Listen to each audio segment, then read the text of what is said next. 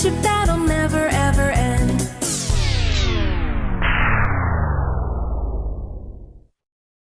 Run!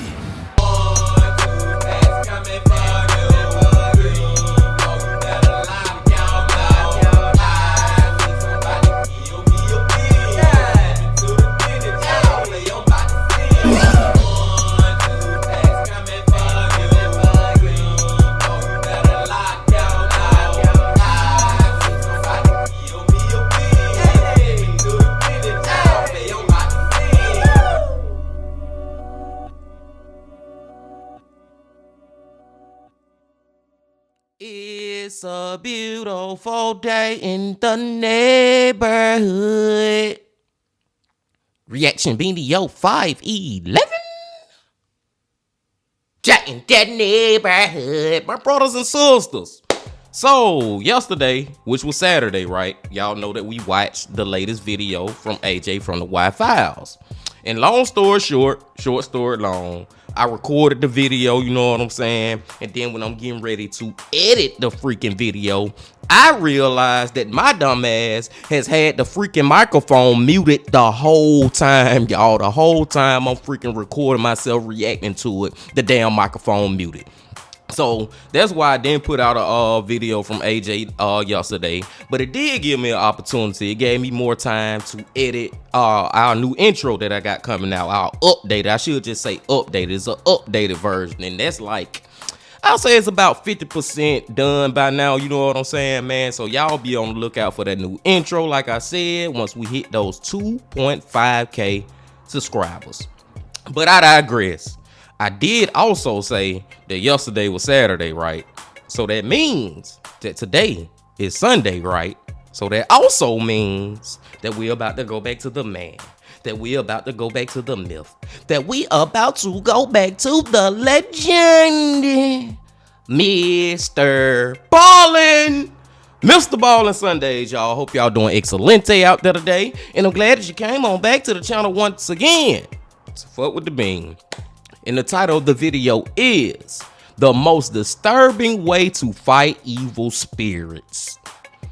Now that title just sounds disturbing, man, because, okay, they fighting evil spirits, but they doing it in a disturbing way, which leads me to believe that this disturbing way is also kind of evil or terrifying or horrible. You know what I'm saying, man? It's like two wrongs don't make a right type of scenario. I don't know, y'all. I don't freaking know, but I am ready to go. But before we go, my brothers and sisters, y'all know what y'all got to do.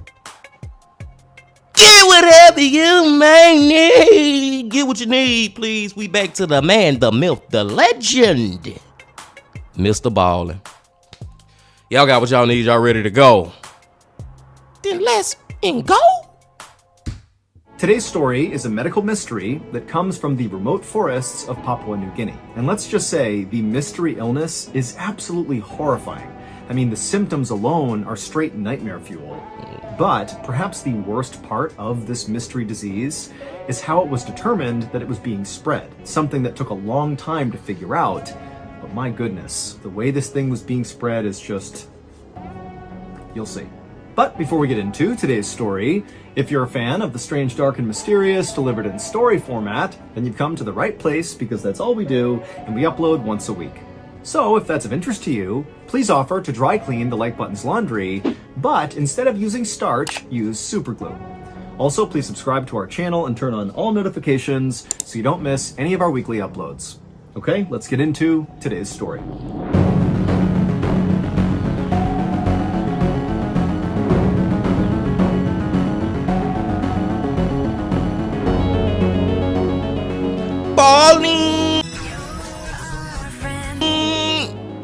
On a sunny afternoon in the summer of 1953, a young woman named An stood in the middle of a huge sugarcane grove in an isolated forest in Papua New Guinea.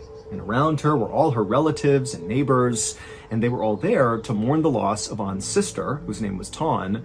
She had passed away 3 days earlier from a very mysterious illness that people in An's village called kuru. And in their language, the word kuru meant trembling. Now, keep in mind, this particular mystery illness that was called kuru only affected the people in An and Ton's village. This is like a hyper-specific illness that only happened inside of this little forest to these people. But An and the rest of the people in her village had seen this happen over and over and over again every year, and so they knew what happened when you got Kuru because it was always the same. As soon as you began to tremble, that was kind of like the first sign.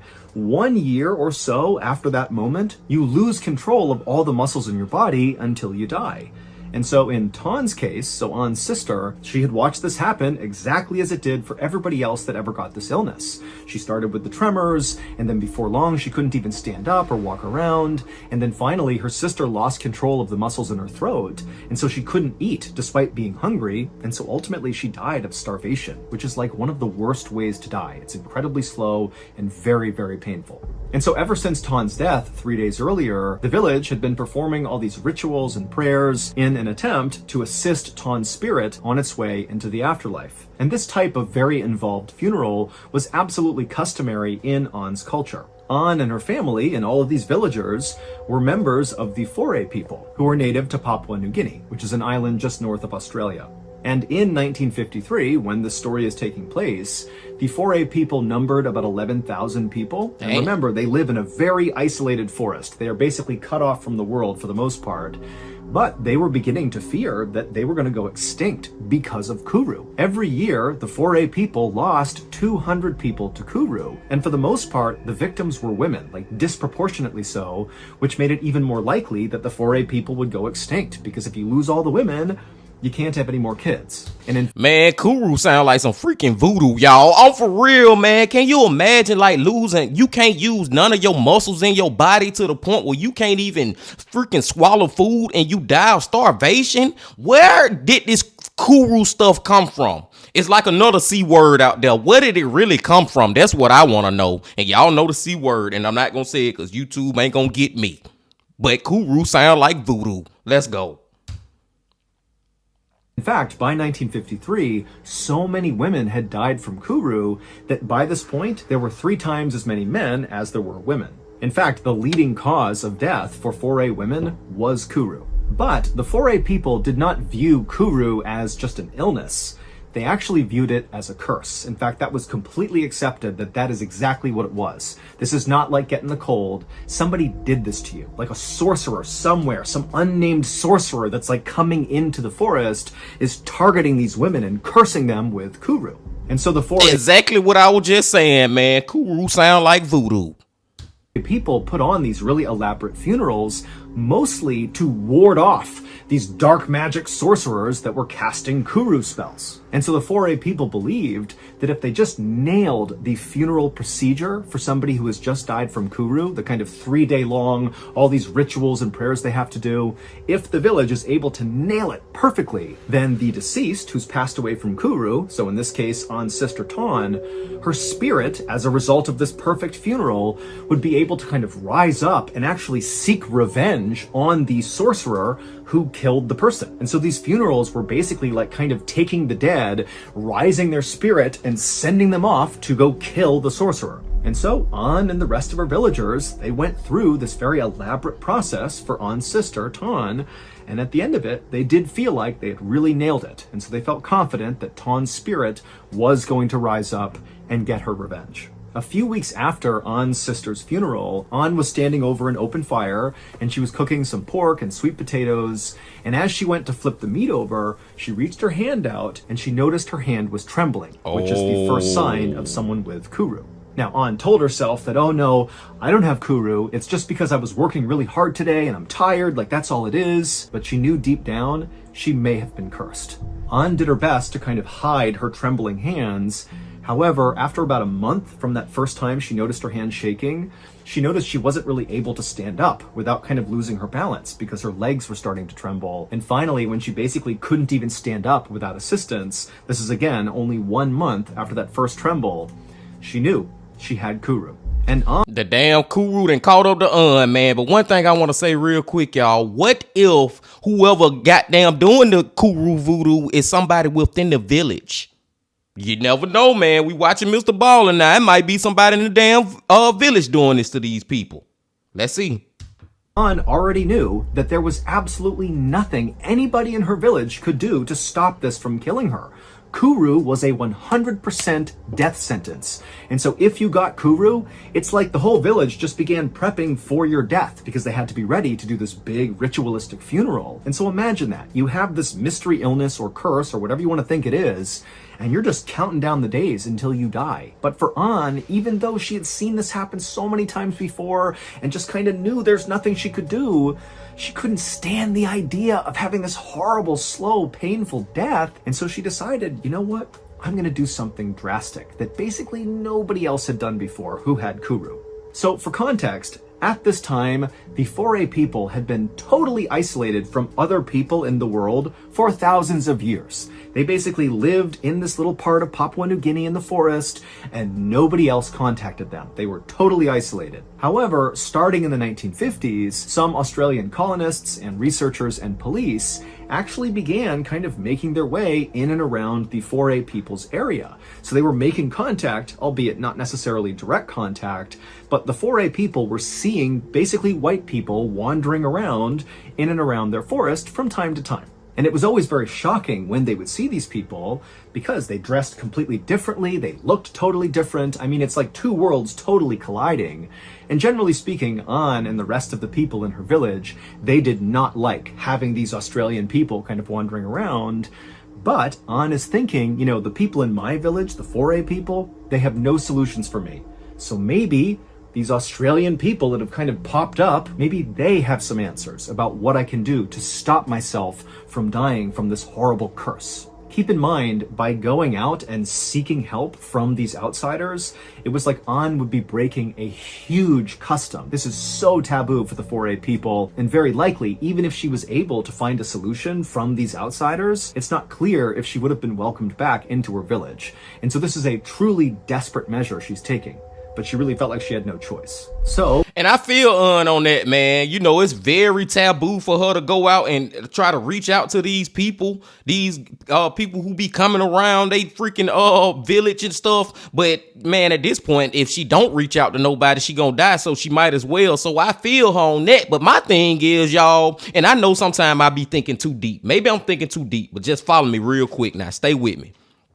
What if those people who be coming around their village is the one bringing the Kuru? You know what I'm saying? What if they the ones who bringing this freaking disease? Whether they know they doing it or they maybe not even knowing they doing it because the Foray people have been like just in this circle for so long. They never left this bowl, so to speak. You know what I'm saying? They all tied up in this little area. You know what I'm saying, man? And they never dealt with the outside world. So a human from the outside world may just bring some type of disease just from the freaking, I don't know the medical ish of it, but you know what I'm saying, man? They may be spreading Kuru and don't even freaking know it. They body's immune to it, but the Foray people have never experienced this thing that you got inside of you. I hope y'all get what I'm saying, man. I know y'all do, as far as like these people coming from the outside and more than likely giving these people a disease. And like I said, knowingly or unknowingly, I don't know.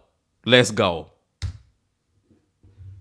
Even as her body trembled from Kuru, An managed to stand up using a stick, and she began kind of hobbling her way quietly and discreetly out of her village, something that she really never did.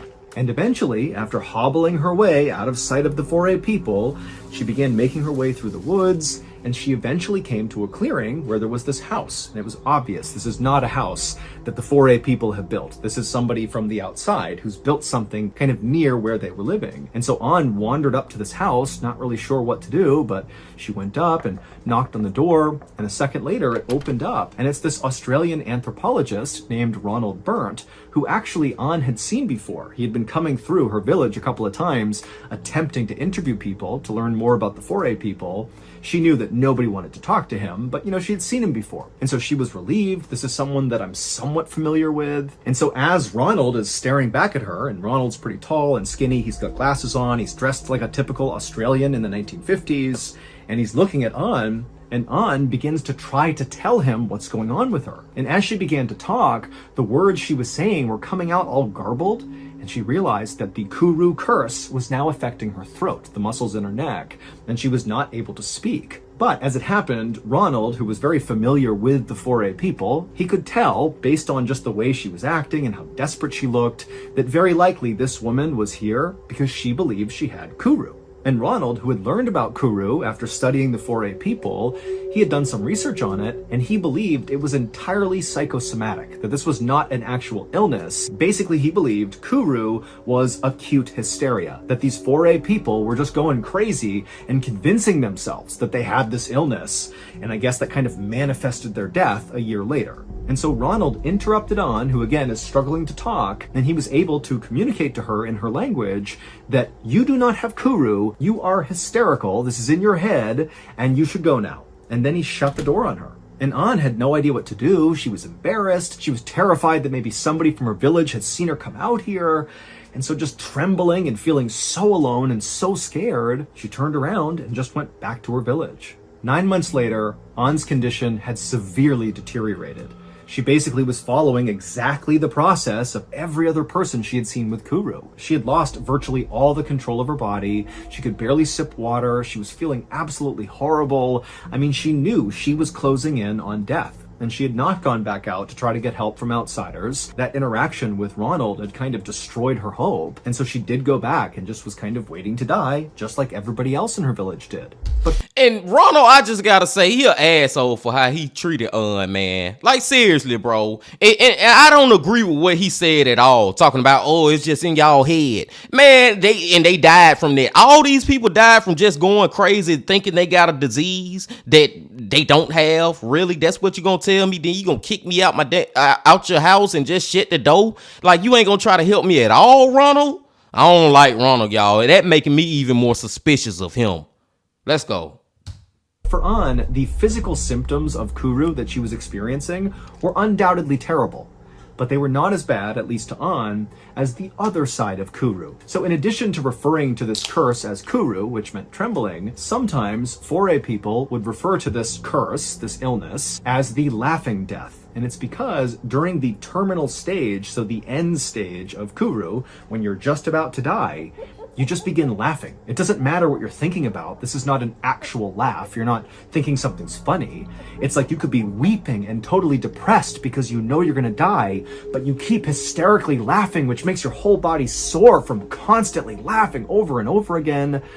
And An was beginning to experience that. She would be weeping and laughing at the same time.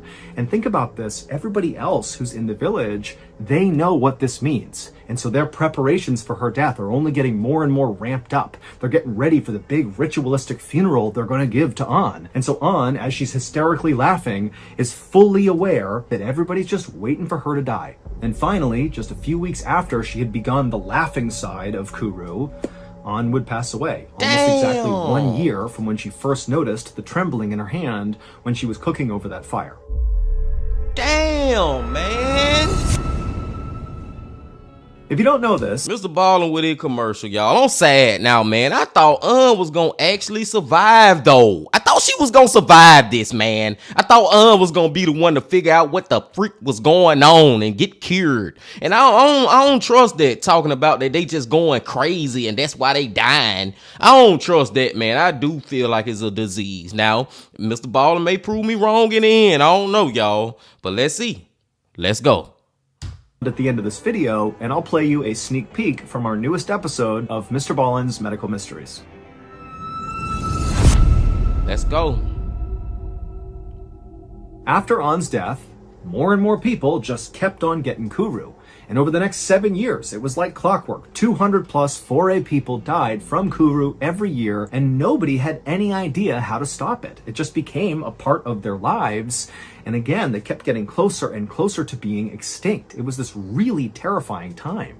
7 years after An's death, so in 1961, a medical anthropologist named Shirley Lindenbaum was sitting in her office at City University in New York reading over old scientific articles. And as she was just kind of flipping through them, she noticed there was an article from an Australian anthropologist named Ronald Burnt, the same guy who had turned An away and told her, no, you don't have Kuru, that's not real, it's psychosomatic. And in this article, Ronald outlined these symptoms that the 4A people were exhibiting that obviously were not real. They had tremors, loss of muscle control, and huge mood swings. But Ronald was like, it's all in their head. It's not a real disease. But to Shirley, as she's reading this, she's thinking, why has Ronald decided this has to be psychosomatic? These symptoms seem like a real disease, like a neurological condition. Something must be attacking their brains, causing them to have these symptoms and then die.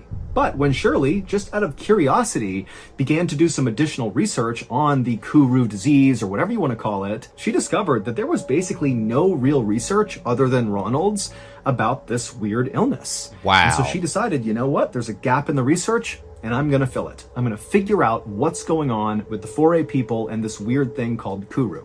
So the following summer, when Shirley finally had some time, she left New York and flew to Papua New Guinea, and she made her way into the forests to contact the 4A people. And eventually she reached some of these small villages that contained 4A people, and the 4A people, even if they didn't necessarily embrace Shirley, many of them were open to at least speaking to her and talking about their culture, their customs, their history, and of course, talking about Kuru, this curse. And eventually, Shirley made her way into this one particular 4A village where she actually saw a white man just walking around in this village. So he really stood out. And so immediately, Shirley walked up to this guy, and he introduced himself as Dr. Michael Alpers, and he told Shirley he had been living in these villages with the 4A people for several months because he was studying Kuru. He wanted to figure out, what's actually causing it, because he also felt very skeptical at the idea that this is just psychosomatic. That did not seem very plausible.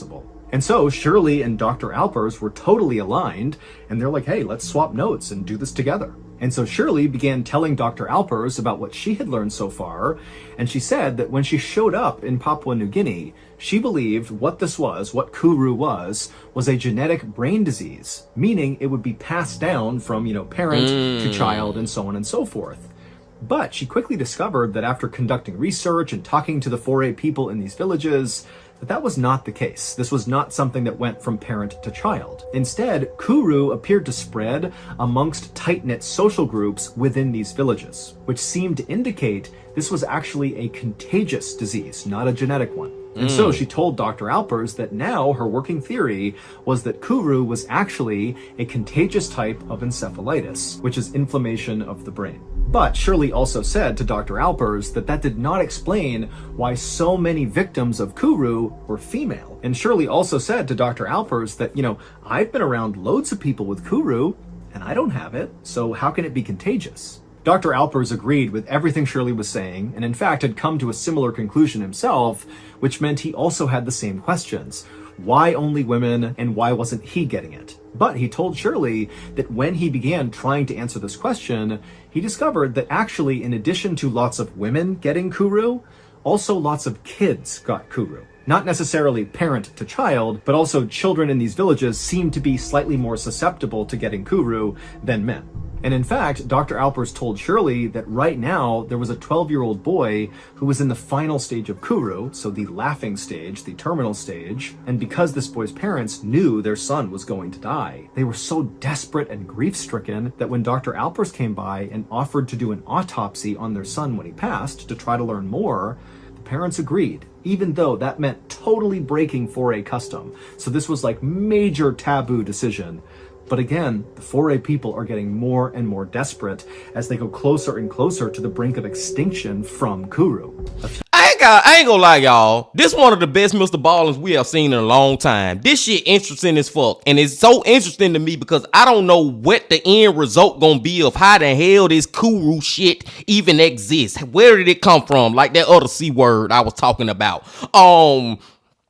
One thing I want to say also too, man, is the fact that these parents are actually letting Alfred do an autopsy on his body after he passed away, because we know he gonna pass away. It been going on for over 7+ years now. You know what I'm saying? Ain't even make it. Rest in peace to So when he passed away and they do an autopsy, I feel like that's when they finna find out what's really the freak going on, man. And the fact that they are able to be there and they not getting it And Shirley, a woman, just like a lot of women have caught it, she a woman too. Why she ain't got it yet? Why mostly kids getting it? I'm telling y'all, man, something up with Ronald, man. I believe Ronald was treating these people like lab rats and doing some type of craziness on them, man. I'm really leaning towards that right now, being team. Let's see. A few days later, Dr. Alpers found Shirley, and he told her that the 12-year-old boy had passed away, and so now it was time to conduct the autopsy. And so he led Shirley to a clearing in the woods that was kind of far away from the eyes of the villagers, and there was a makeshift autopsy table with this boy's body on it. And while Shirley really could not stand to watch this actually happen, she did go over after Dr. Alpers had opened up the boy's skull, revealing his brain. And he yelled to her, "Hey, you have to come over here and look at this."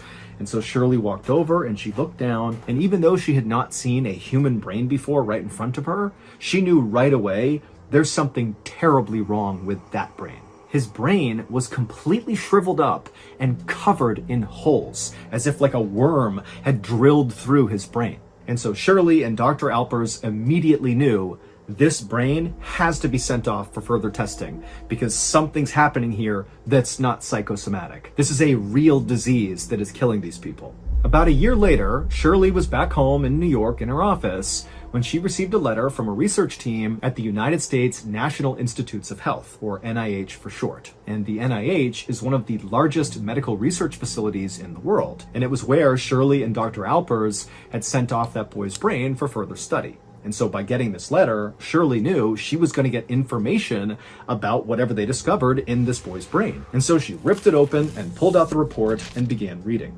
And the researchers said they had spent the last year, studying this brain tissue. And while they still didn't really understand how Kuru even happened and what caused it, was it a virus or an infection?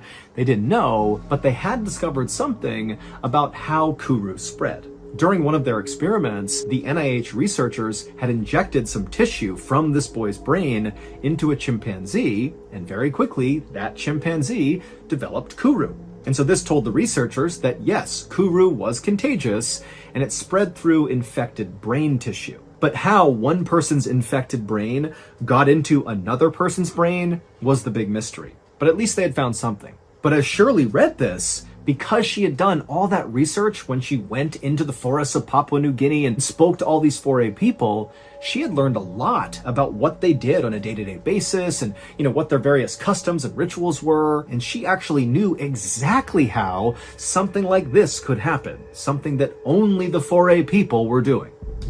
Okay, we got it now, my brothers and sisters. I think during them freaking funeral rituals, they was doing something that was spreading it on to another person.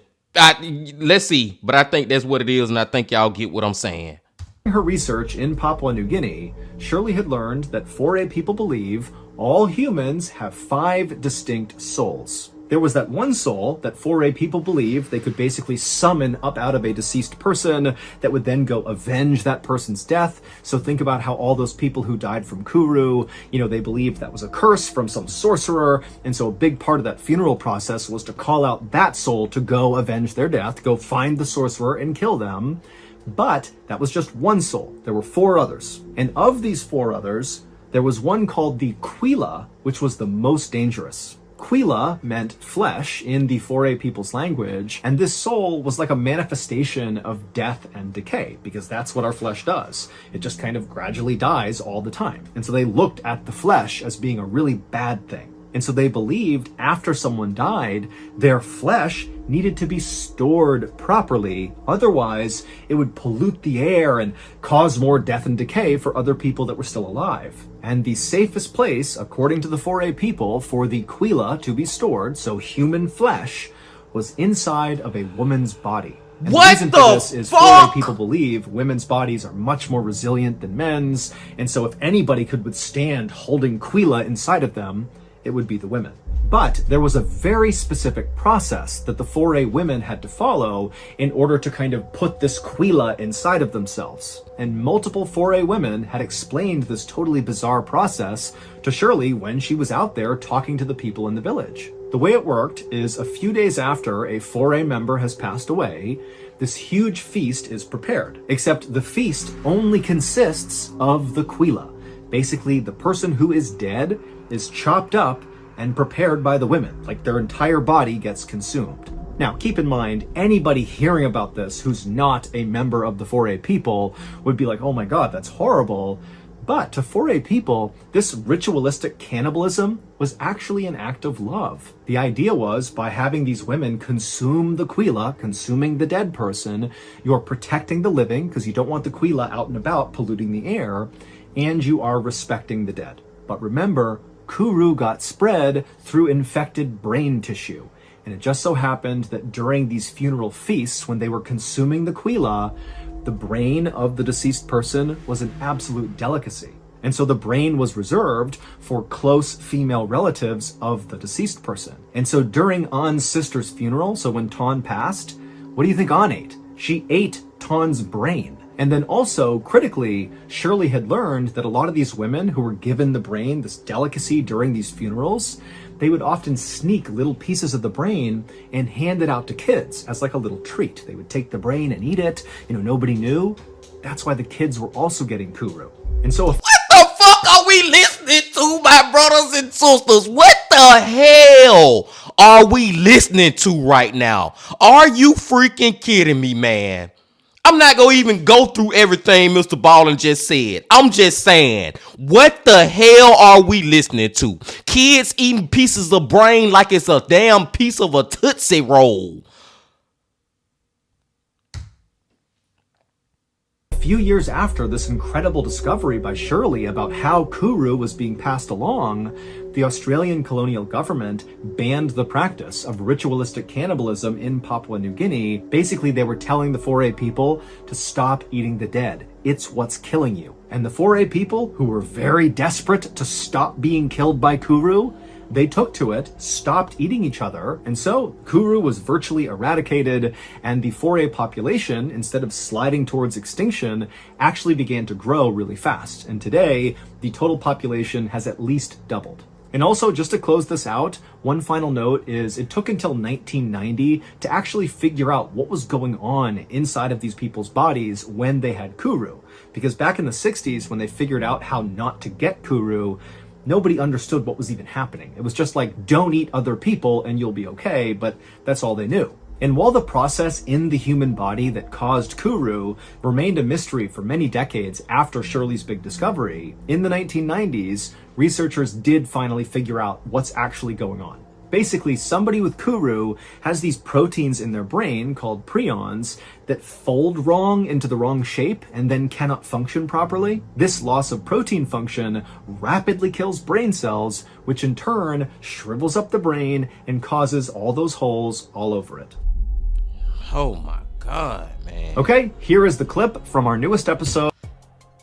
My brothers and sisters, that goddamn Kuru was some goddamn voodoo, and come to find out they was eating it. What in the freak, man? They was eating the voodoo.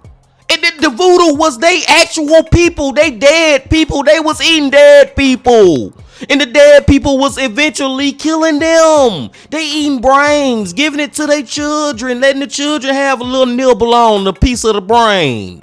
Oh my God, man. I'm telling y'all, man, this is one of MrBallen best videos I have heard in a long time, because it kept you on your edge of your seat. You know what I'm saying? Because we ain't know what the hell was causing this Kuru. And it was so crazy, like, trying to put it together, like, why is nobody else catching the Kuru? I was thinking for freaking Ronald gave them people that ish. You know what I'm saying? Just the way he was acting, his demeanor, his words, talking about, oh, y'all just going crazy. Ain't nothing wrong with y'all. Yes, the hell it is wrong with them. They got they sisters and brothers inside their stomach. That what the hell? I ain't even, man, that shit is crazy as hell, man. They was eating each other. And it wasn't no eating each other like why they didn't kill the people. They didn't kill each other, didn't eat each other. They waited till each other died. But the funeral service was them on the damn dinner table. That is crazy, man. Oh my God, my brothers and sisters. What the hell did we just hear, man? I would have never guessed that one. When we got closer to it, I started to realize, okay, it got something to do with that damn funeral service that they doing once MrBallen revealed that Kuru was coming from when they did the whole experiment with the monkeys that they realized that it is contagious, and MrBallen started to talk about that they got these certain things that the Koro, is it Koro or is it Roro? I think it's Koro. Whatever it is, village people that they do one of their rituals, the 5 different things that they do after somebody dead and eating the flesh. And man, listen, man, that was just crazy. Long story short, short story long, and I digress. I'm gonna let y'all go now, my brothers and sisters. Hey, before y'all leave, just please hit that like button, comment, subscribe, and do all that if you ain't did that yet. And you know you gotta come back tomorrow because we're going back to Jose Ortiz from Evil Intentions. But until then, my friends, I also got this to say. Love, peace, and happiness. Stay safe. Don't stop. Keep going. Yeah.